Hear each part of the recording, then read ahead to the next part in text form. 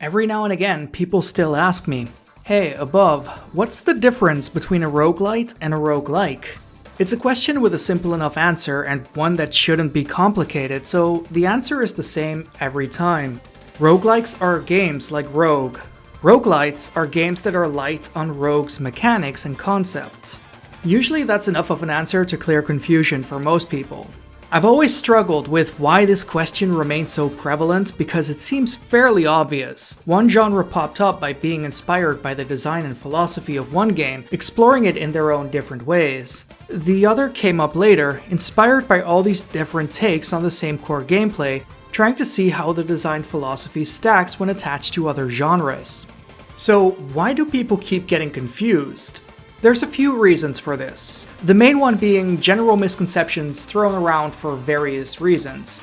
Not all misconceptions have to come from intentional attempts at disrupting conversations around a topic, as I'm not using the word in an explicitly negative way. Some people try to engage with something that they see as popular, and because they don't really get the appeal themselves, they come up with reasons that, to the best of their knowledge, describes why they think others are drawn to it. This is often a genuine attempt to understand an audience that they don't relate to, while acknowledging that this exists and that there is a market for it.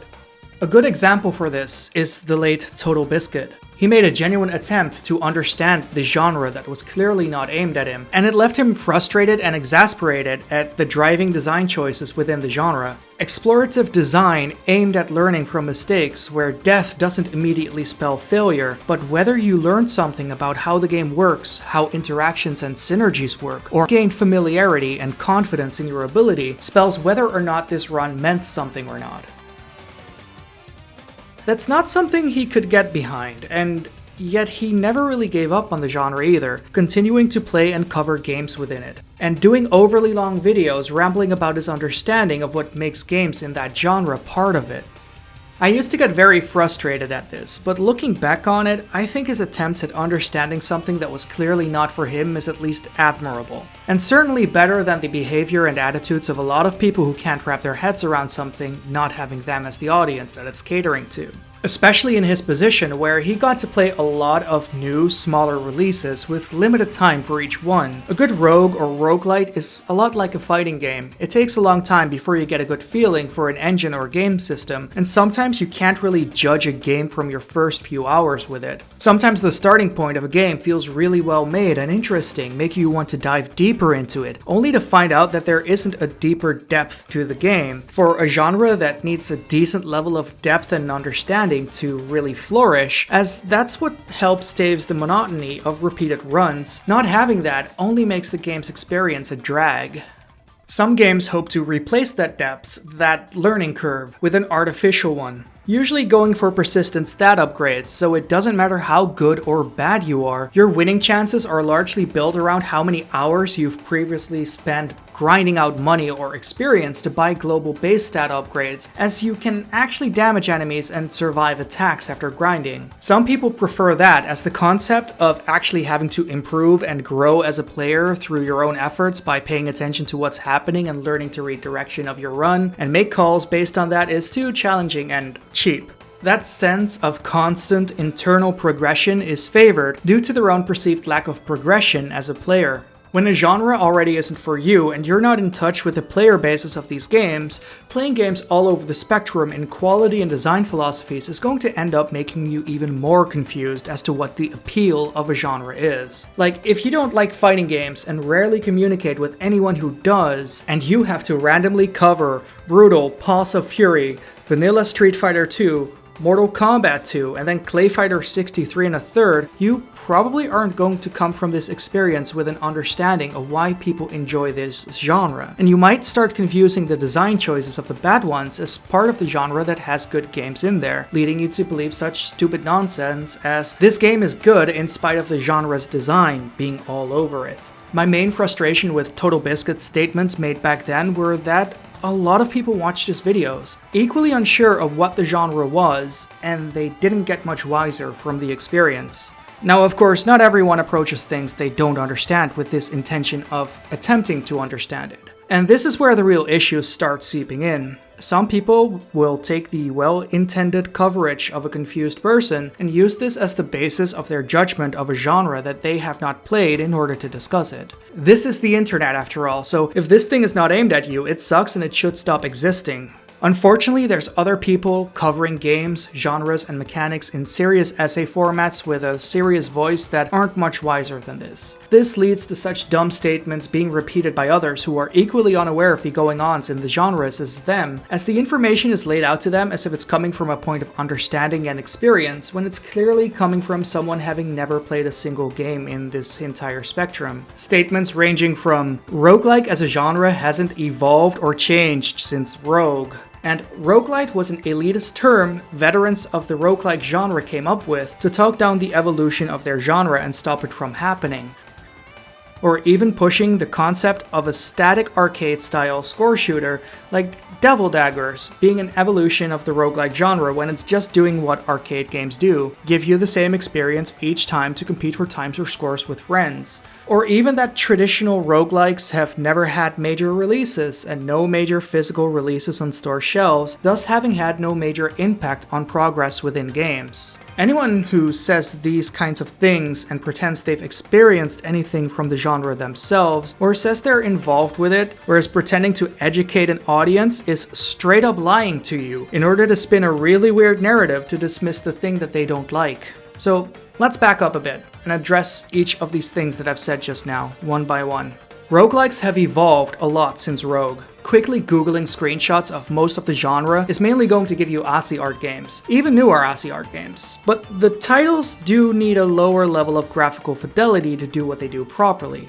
Anyone who has played Dwarf Fortress knows how surprisingly demanding that game can get due to how much it's constantly processing. You might not see anything majorly happening graphically, but an entire world is actively evolving as you play, with economies, historic events, towns coming and going, natural disasters, all that stuff. It isn't backstory, it's happening to other parts of the world as you play, and all of it can have an effect on your surroundings, even if not directly. Naturally, a game like that can't happen without massive leaps forward, both through internal development on the game itself, but also within the genre that it surrounds itself in. Roguelikes aren't a dead genre as people who don't pay attention to think it is. As of making this video, NetHack's last update was on the 27th of April, 2018. That's about 3 months ago. Adom, released in 1994, came out on Steam in 2015 and had its most recent patch in May this year. Angband came out in 1990, with the last stable release being 6 months ago, December 2017. It's not just old games that still get updated either. Dungeon Crawl Stone Soup came out in 2006, with the most recent patch being in July of this year. Tome came out in 2009 and is one of the big popular ones. Dungeons of Dreadmore came out in 2011, and Brogue, a fairly popular game these days, came out in 2015. Caves of Quad, one of the better modern ones, came out in 2015 as well. It's a bit weird to suggest a genre hasn't evolved or has died when it's so steadily chugging on, experimenting with new ideas and ways to balance and present themselves in minimalistic ways as they've continued to do so over the years. When you look at the original Rogue and compare it to the current state of most roguelikes, you can see evolution has definitely happened. Saying it hasn't because the gameplay focus of a genre has stayed to that of the genre is like saying fighting games haven't evolved unless you count Musou as part of it, because it's still a one-on-one fight with too much focus on technical inputs. It doesn't make any sense. Roguelite isn't a term that's thrown around by elitists to stop the evolution of the genre that they want to keep locked down. In fact, roguelite was coined by the developers of a roguelite game as a way to separate this new branch of development for a genre that was attracting a different audience than the ongoing genre that had its own existing audience. This is generally what genre indicators are for, to give a signal to people who like one thing that they might like this other thing for having similar design philosophies and ideas. The developers who did this, they made Rogue Legacy. Now, say what you want about that game's design quality and focus on permanent upgrades and lack of experimentation or possible player expression, the developers at least understood what they were going for was a very light approach on the mechanics typically used. Now, there is some frustration from fans of the traditional roguelikes, and it isn't because of elitism. Not everyone who likes one of the two genres likes the other. Some people within the roguelite communities exclusively like the very light variety, where you passively earn upgrades to plow through the later parts without really engaging with anything deeply. Some people want the light variety with the more traditional values and less grind, focusing on self-improvement, like me. Some people exclusively like the platformers. Even just on the light side of things, people tend to be very split, and it makes sense. These games are all very different from each other. Others just want a roguelike, and want to keep up with roguelike releases. They're not into platformers or first-person shooters. Their games often don't get the coverage that they deserve, except from whispers within their own community. It's something that's especially bad on platforms where people not in the know about genres are allowed to tag games themselves, like Steam. So the roguelike tag on Steam is almost exclusively flooded with light titles, making the traditional like games very hard to find without a means outside of the platform. What's especially weird though is the belief that traditional roguelikes have had no major game releases outside of the small indie titles made on PC with no budget. It's been said a few times on video by a few people and has since been repeated by a lot of people who don't know better, even though everyone really should. Because there are several traditional roguelikes released physically, reaching store shelves as a major release that pretty much everyone is familiar with. Let's start with this one. Oh, what's that? You've never seen this. You've never heard of this. This is Shiren the Wanderer on the Super Nintendo. It might be better known for the larger series it's part of. There's a release with the English subtitle on the Nintendo DS. It's called Mystery Dungeon. Yeah, that Mystery Dungeon. The Pokemon Mystery Dungeon games use a very traditional roguelike combat system, complete with a food meter that drains as you spend more time in the dungeon, and a system that causes your attacks to have limited use instead of weapons having durability. It's aimed at a younger audience, so the difficulty is kept to a minimum compared to the mainline games. But Pokemon Mystery Dungeon is a roguelike series with a lot of physical releases that nearly everyone has at least seen a copy of in stores once. Pokemon isn't the only thing that got this treatment in Japan either. For some reason, Japan respects the roguelike genre a lot more than the West, and they have several fairly high-profile roguelike releases, and some of them make it over to the West. A lot of the time, the Western audience is so unaware of traditional Western genres that when they play these games, they barely recognize it's a roguelike. For instance, if you look up lesser-known PS1 JRPGs not made by Squaresoft, chances are you will run into Azure Dreams, and not a single person will bring up what genre this game actually is because they don't know. You see similar coverage for games like Chocobo's Dungeon, another spin-off of the Mystery Dungeon brand. Japan has a very strong affinity towards dungeon crawling in general, since around the time Western outlets kept saying that first-person dungeon crawlers were dead, and Legend of Grimrock was heralded as this big return to this abandoned concept nobody was doing anymore. Etrian Odyssey was on their third Nintendo DS title, also released in the West. In a similar sense, if you've ever seen the GDC talk about Diablo 1's development, you might remember how it basically started as a turn-based dungeon crawler styled after Rogue, but with graphics. It's why the game has a hardcore mode that translates to permadeath. During development, they made it real-time, which is when it started turning into the game that it is now. The guys from down south, Blizzard Entertainment, on making this game. They came out of it and they said, this game is awesome. We're really excited about it. It looks great. It's just such a great idea. But there's two things wrong. One, it's turn-based, and two, it needs to be multiplayer. Okay, I'll do this. So I sat down on a Friday afternoon, and in a few hours I had it running.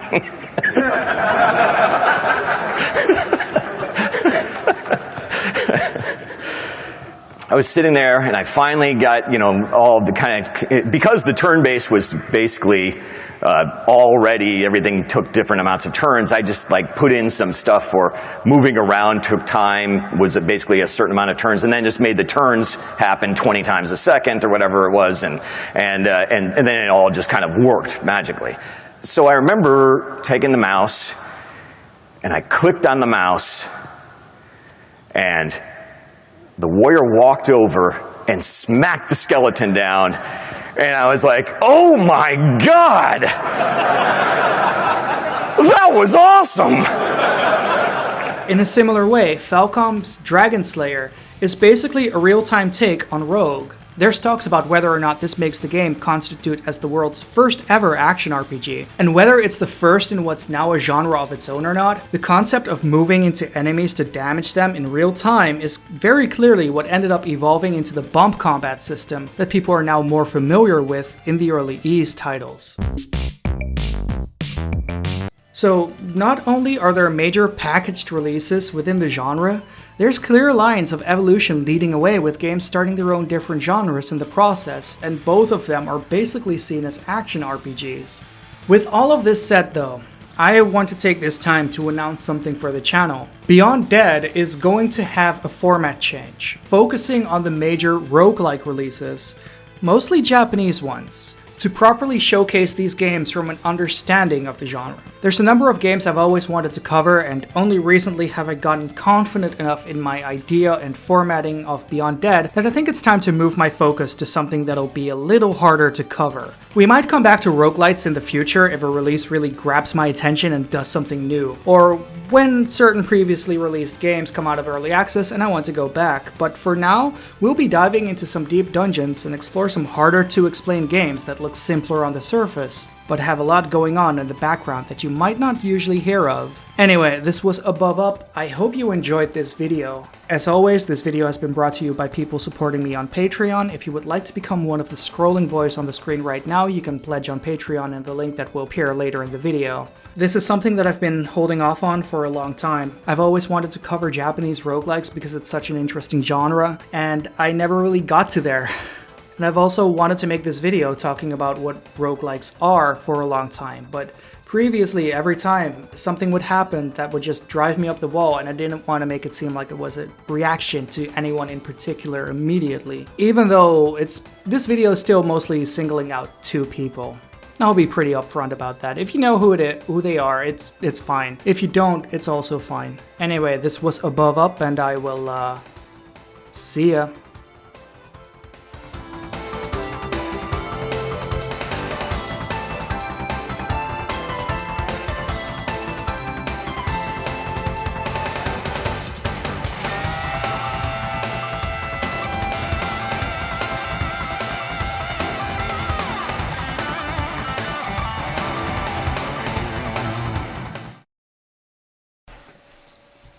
So basically, what I was thinking of was, oh fuck, I can't believe you've done this.